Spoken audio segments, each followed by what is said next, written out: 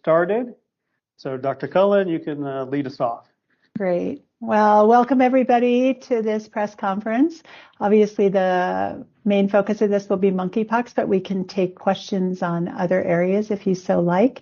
Let me just give you an update on monkeypox. We decided to do this press conference because we were getting increasing questions. I want to start off by reminding people that the risk of monkeypox to the general population remains very small. And let me just talk about what we're seeing nationally and then in the community. As of August 5th, there were approximately 7,500 cases in the United States, a little over 100 cases in Arizona. As of this morning, 6 of the cases in Arizona have been identified within Pima County. We do expect that number to go up. We have a few cases that we know are what we call persons under investigation at the current time. Arizona has, as of the 5th, the 14th highest caseload of monkeypox. We are working closely with the CDC, the state, and the other counties, especially Coconino and Maricopa in Arizona, to ensure that we are coordinating our response for the members of not only the county, but also the state. I would remind people that the state has divided monkeypox into 3 different regions for the response. The northern region is at Coconino County. The mid region is obviously Maricopa. The southern region is in Pima. That means we are working closely with other counties in the south, Graham, Greeley, Cochise, Santa Cruz, and Yuma. And we are coordinating any response we have with those counties to ensure that residents of those counties also understand and are eligible for care that may be appropriate. Let me talk briefly about testing because I think it's the place to start. Testing is available through the state lab. It is also available through commercial labs. The 2 primary commercial labs in the southern part of the state that the healthcare organizations use are Quest and LabCorp. We have pushed out information to the healthcare providers and organizations on how to test, how to submit your sample to LabCorp and or Quest, whichever is your reference lab, and also their ability to work closely with us and to send a sample and or coordinate sampling with the Pima County Health Department. Our samples go up to the state lab. The state lab has been a wonderful partner in this. We usually get a turnaround depending upon what time of the week it is within 24 hours. At that point, the testing then becomes a case. The case is then investigated, very similar to what you have heard and become quite familiar with for COVID. With a case investigation, one of the points of that case investigation is to ensure that the individual has appropriate access to care, but also to ensure that we can identify contacts. Those contacts then become eligible for the vaccine, which is where I'll talk about next. Let me talk about the vaccine. Many of you may be aware we did a vaccine clinic at our Abrams Public Health Clinic on Saturday. We vaccinated 398 people. As of that date, we had received 900 vaccines into the county. We have distributed approximately 630 of those, including the 398 that were administered on Saturday. We do expect to get 2 more deliveries of vaccine. Remember, vaccination has been coordinated through the feds to the state and then to us. The distribution of that vaccine is based on factors that are coordinated by the state and the federal system, and then we are told the number we will get. We anticipate getting another 460 vaccines by August 15th, and a second tranche of 460 by the end of August. After that, the indications are that the next vaccine shipment will probably occur somewhere in the first federal quarter, which would mean October, November, and December. As you all know, the federal government is working closely to see if they can accelerate the supply of vaccine. But as of today, that is the information we know about vaccines that will be coming into Pima County. We do anticipate that we will have additional vaccination clinics. As of this right now, I cannot tell you when, and we do have vaccinations that are available for people that have been determined to be high risk at our Pima County Health Department clinics. That determination of high risk is done in conjunction with our epidemiologist. We would urge people to go to our Pima County, pima.gov/monkeypox website. On that website is a survey that you can take to determine if you are at risk, and that also puts you in the queue for vaccinations when they become available. Finally, and then I will let you guys ask questions. Sorry for going on so long. Finally, we are doing a webinar. This will be Wednesday evening. It is open to the general public. A few other physicians as well as myself will be available to answer specific questions about monkeypox. And I believe that Anthony will put the link to that in the chat so that you all have access to that. And with that, I will take questions. Sorry, I took 7 minutes. Okay, yeah, I can drop that link in there for media who are interested. The webinar Dr. Cullen mentioned is our what we call our Healthy You town halls in conjunction with Tucson Medical Center. You may have seen we have done several in the past, usually around COVID. So this one will be Wednesday at 6 o'clock. You can find that link also on the Pima County Health Department's Facebook and Twitter. It was posted this morning. So for the media, if you want to ask a question, please use the raise hand feature. Right now we have 4 people queued up. Craig Smith, you're first to go, and then Angelique Lizardi, KBOA, you are second. Okay, my apologies for pulling you off the monkeypox topic, but I'm curious about, I don't even know how to pronounce this. I've only seen it in print, Perichovirus, and please school me on that. Are you seeing any kind of increase in that? And please tell us a little bit more about why it presents a danger and who it presents a danger to. Yeah, so perichovirus, and hopefully I'm saying it correctly, correct myself, is a non-reportable disease, which means that tracking who has that disease is a little more difficult because healthcare organizations do not need to report it.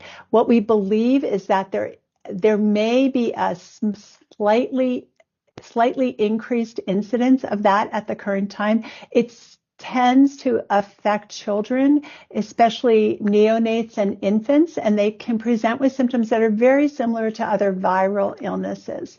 The concern has been that there are some multiple case reports in the last few months about an increase in this. What we believe, however, is that increase may be just the availability of testing to search for this virus. So when any of us go to the doctor and we're ill, many times they run what we call a viral panel that's looking for specific viral illnesses. This is now contained in those viral panels. So we are seeing increased reports of this. Just like other viral illnesses, this can result with significant illness, even death, especially in infants. So we are working closely with the healthcare organizations in Tucson. As of this morning, however, we have not seen a definite increase in this. We have definitely, but however, at the same time, we have seen an increase in the reporting of it to the health department. This is one of those wait and see situations, I think, right now. We have not done a health alert, and the state has not pushed out a health alert related to this. However, those physicians and healthcare workers that care, especially for this at-risk group, which is neonates and infants, are aware that we are asking them to look for this. Thanks. Angelique, you're next, followed by Benito Kelty from the Tucson Sentinel. Hi there, Dr. Cullen. Can you hear me okay? Yes, I can. Wonderful. Thank you so much. So Dr. Cullen, a few days ago, I interviewed some parents within various school districts here in Southern Arizona, And, some are expressing a little bit of concern now that kids have returned back to school. We interviewed K through 12, but also the university level too. How can you pretty much at this point ease their minds in terms of going back to school with concerns? Because many of them are exhausted just dealing with the pandemic. So what answers do you have for them at this point to kind of ease their concerns having their kids going back into the classroom regarding monkeypox? Oh, I thought you were going to ask me about COVID. Can I talk a little, just really quickly about COVID too? Absolutely. So what I would reassure them is that the risk for any child going back to school, K through 12, for monkeypox is very, very small. We have pushed out information about what puts people at risk, and we are working on this concept called harm reduction, which is making sure that people understand what puts you at risk for monkeypox. Let me just talk briefly about that right now, because if you go to our website, what you will see are 3 areas that we are concerned about. The first is obviously people that have been exposed to a case of monkeypox. That's somebody who we've diagnosed, their family, or people they have been in touch with. And we are doing epidemiological evaluation to identify who those contacts are. You'll remember that word we used to use a lot, contact tracing. Secondly, those individuals who have had multiple sexual partners with men, or those who identify themselves as male at birth. So multiple is more than one sexual partner, and it's sexual partner as well as intimate relationships with people. So it doesn't necessarily mean sex itself, but it could be just skin to skin contact in an intimate situation. So that is the second area, the second group that we're concerned about. The third group is people that you heard about us when we talked about COVID, which is our healthcare workers that are in situations where they're either collecting samples or having direct contact with those cases. So people that have been diagnosed with monkeypox. We do believe in this last case that as long as people are using adequate PPE, personal protective equipment, that they will not be at risk. So those are the 3 areas. If we look at the K through 12 school situation, we believe that the risk then is minimal because of the school-based population. However, COVID remains a real concern in that population. We are working closely with the schools and the school districts, pushing out information, making sure that they have adequate ways to report cases with us, and that we have adequate support that we can do case and contact tracing if and when that is appropriate in the schools. Let's now move to the university setting, because this could be slightly different. As you may be aware, the university does not have, I'm going to talk about COVID first, does not have COVID dorms set up this year. However, they have the ability to identify people that have COVID, identify their contacts, and isolate them appropriately in the dorm situation. In the off-campus situation, the county is responsible for that. And once again, we'll continue to do what we do. In terms of monkeypox in that population, I actually just had a call this morning with the university to ensure that we are recommending harm reduction. Harm reduction in this case is, as you may know, the head of WHO went out and indicated that people should consider reducing their number of sex and or intimate partners. So that is a recommendation. The other recommendation is for people to look at their own skin. We didn't talk about this, but monkeypox can present as just one lesion, something new on your body. We are recommending that people that may be at risk, they fall into those categories we talked about, examine their own skin once a day, twice a day, to see if they can identify any lesions. Remember, monkeypox usually has lesions that put them at risk, and then seek to be evaluated by a healthcare provider. Overall, however, I feel quite safe saying to the general community that once again, the risk of monkeypox is very small for the general population. Thanks. Okay, let's go to Benito, and then Elisa Resnick is after that. Hi, Dr. Cullen. Thank you for taking our questions. I was wondering if you could talk a bit about these vaccine clinics for monkeypox and contrast them a bit with the COVID vaccine and those vaccine clinics, because of course, the supply isn't the same and the eligibility isn't the same with both clinics. So I was just hoping you can go into that. Yeah, thanks for that question. Interestingly enough, this morning I was talking about how similar these clinics are. I would ask you to go back to when we first did COVID clinics and we had eligibility, you may recall 1A, that was for healthcare workers as well as first responders. What we're seeing with monkeypox is a focus on providing vaccine to those most at risk. It is a point, what we call the POD, the point of distribution vaccination clinic. That's what we did on Saturday at Abrams. We had sent out notice to people that had indicated they were at risk or considered themselves at risk. That indication came to us through people that have completed the survey on our website, and I would mention that readers can go to that survey and answer the questions that are there.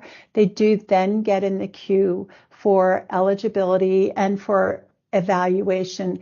We do look at the survey results to see if someone is more at risk or appears to have symptoms of disease. At that point, we reach out, obviously, directly to them. However, the point of distribution clinic functioned just like the COVID clinic. We relied heavily on our volunteers. You guys are aware the Medical Reserve Corps of Southern Arizona is a marvelous organization. We had, I think, 16 or 18 medical volunteers. We also had a very significant number of non-medical volunteers. So we staffed the clinic with medical volunteers, non-medical volunteers, and our own staff. We elected to do this clinic at the Abrams Clinic. We're cognizant of the heat and the sun, and the clinic was open from 1 to 5. We did offer, as you guys can imagine, I'm going to say this COVID take-home test for people to also make sure that they're protecting themselves and evaluating themselves for COVID.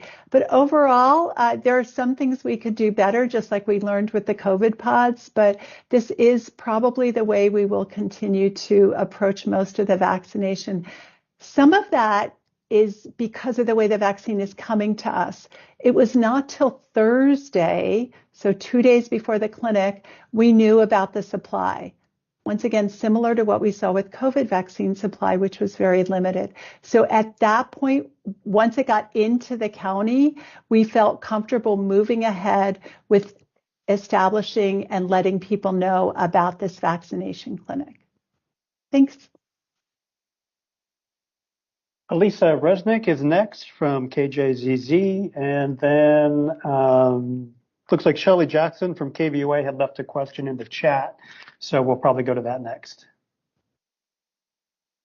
Hi, everybody. Thank you so much for holding this press conference. I guess, Dr. Cullen, if you could talk a little bit about, right now your website lists that there are 6 suspected or confirmed cases of monkeypox. It seems like in other areas of the country and other areas of the state, sometimes the count that is there is thought to be higher, just, as people are continue to test and measures continue to be taken. Is that the case here? And if you could just talk a little bit more about what do we know about how monkeypox spreads in terms of surface areas, as well as I know you spoke a little bit about the general risk to the public, but what do we know about surface areas and, things like droplets or unmasked conversations, things like that? How should people be thinking about this? Okay, let me talk briefly about the numbers. Our numbers were updated this morning, and that number 6 is accurate. Where that number comes from is people are tested, which means they get A pox area gets swabbed. The test is then sent somewhere. We obviously are cognizant and can track the number of tests that we have done ourselves, meaning the Pima County Health Department. However, we do not know how many tests have been done by other healthcare providers in the county. We are aware that there have been multiple other tests done. However, because we get called sometimes when a provider isn't sure whether they should test or not.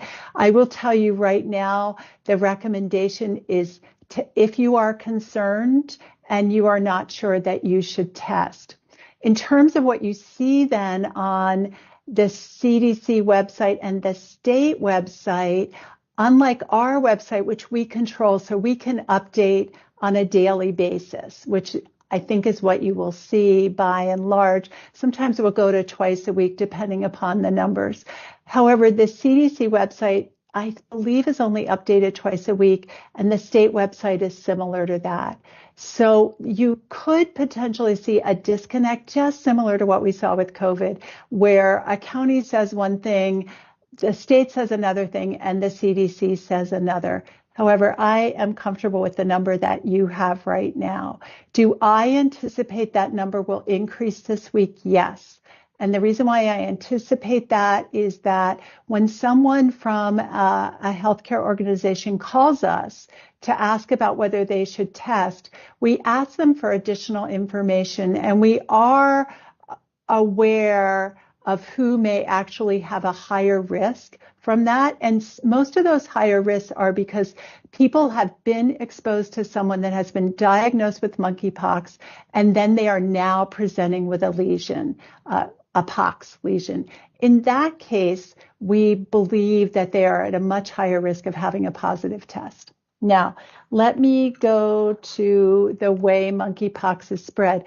And I would urge you once again to remember that lots of things are changing in this space. Let's first talk about respiratory. While you will see on multiple websites that there is the ability for monkeypox to spread from a respiratory perspective, the belief is, unlike COVID, remember 15 minutes, 6 feet apart, for monkeypox to spread from a respiratory perspective, you have to have a very prolonged exposure with someone, and we believe that prolonged exposure is 6 to 8 to 10 hours. Now, that may modify as we go along with learning more about this disease. So the respiratory spread is fairly limited. For instance, when we have our staff collect samples, while we recommend they use N95s, if they use a surgical mask, we believe that that is adequate protection. So for us, at least, when we're working with people, we recognize there's this potential for respiratory spread, but we believe it is very little.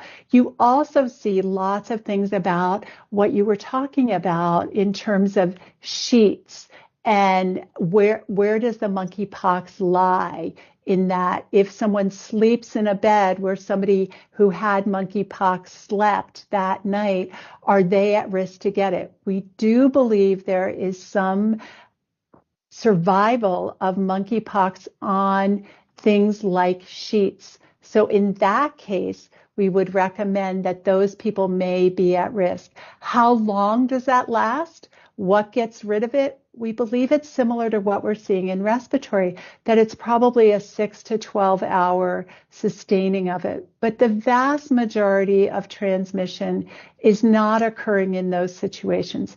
It is occurring with skin to skin and or intimate contact. Thanks. Thank you. Okay, we have about 5 or 6 minutes left and a few more people wanting to ask questions. And then this from Shelley Jackson in the chat. Let me find it real quick. She asks, can you explain why the vaccine is in short supply? Oh, it's a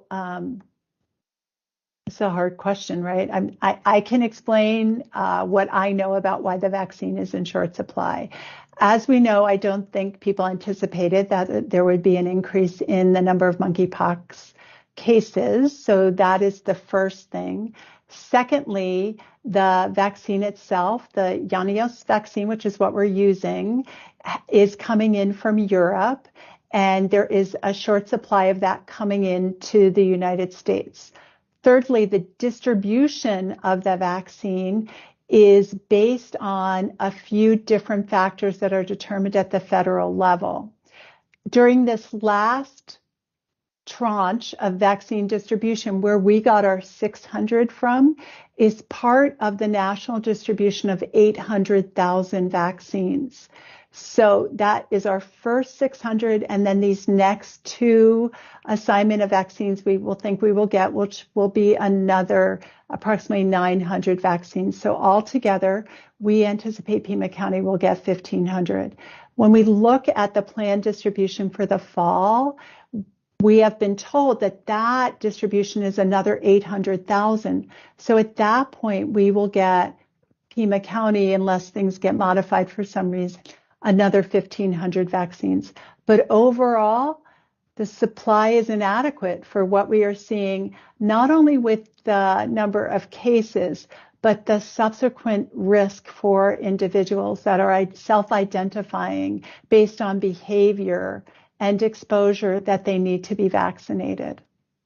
I just want to talk one thing really quickly to follow up on that. I am aware of the time.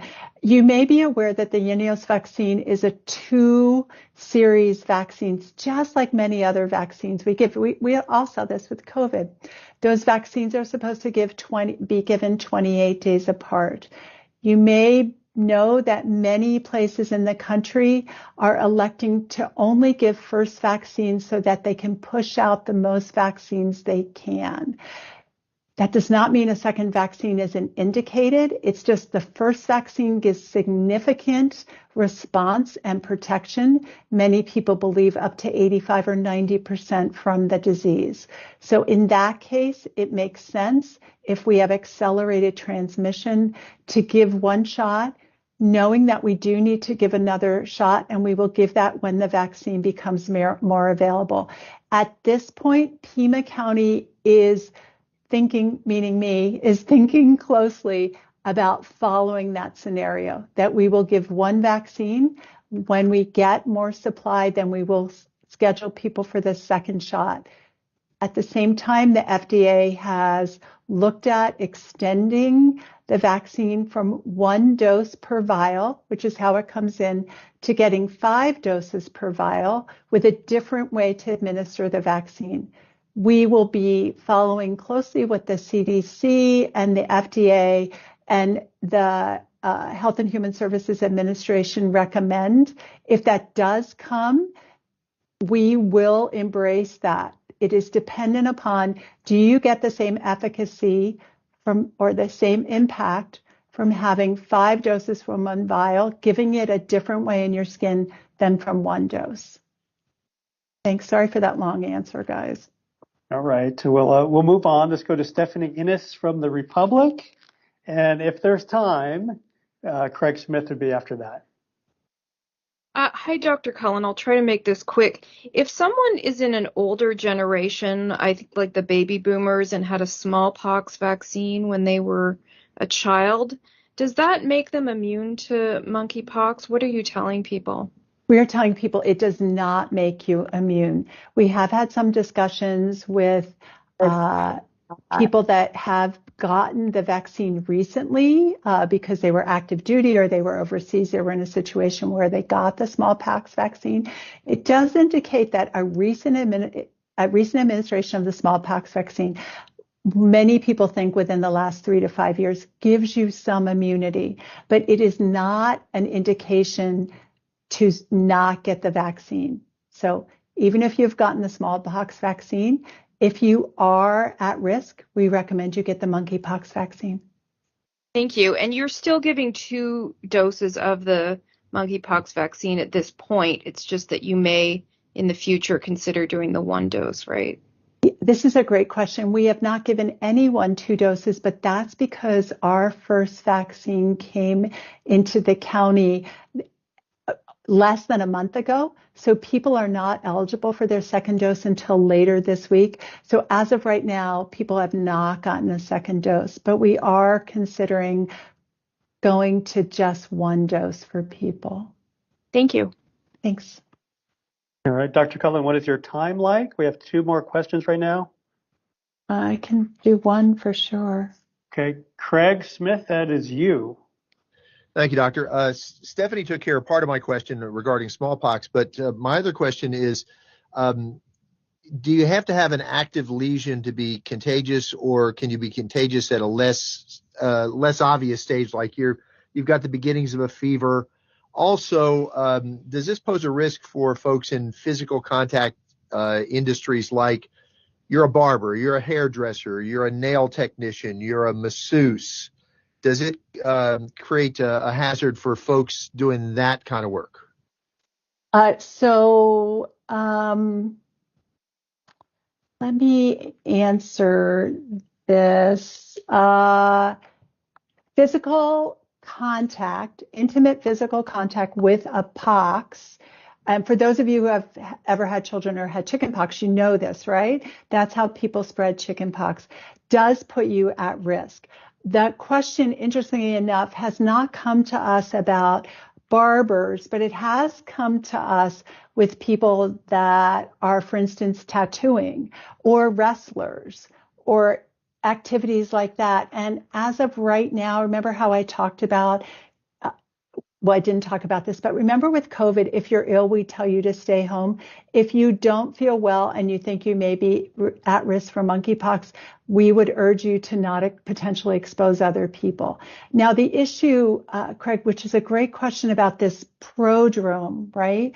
What we know is people appear to have fever, myalgias, feel like they have a viral illness, may have what we call lymphadenopathy, that's a swollen lymph node. That can occur for, in most people, a 3-day period before they get a pox. We believe that in that time period, they may be contagious. But once again, the major way this is spread is skin-to-skin contact with a lesion, so with the pox. So while there may be some minimal spread in this prodrome period, we don't believe that is the major way it's spread. The other thing, however, we are seeing is we talk about a 14-day incubation period. So you've been exposed. You should, if you're going to get the disease, in most cases, you show the pox within 14 days. However, we do know for some people that seems to be a little longer. So the most important thing I can urge people is, if you think you may be exposed or you are at high risk, limit your exposure to other people. Thanks. Is that good, Anthony? Do you need to run? You can run. I probably do, if that's okay. So thank you for your time. Benito, I know you've got a question. We can, if you want to send that via email, we'll try to answer that. Same for Elisa. I saw your question in the chat. Maybe we can answer that via email for you. Otherwise, thanks for joining us, and we'll see you next time.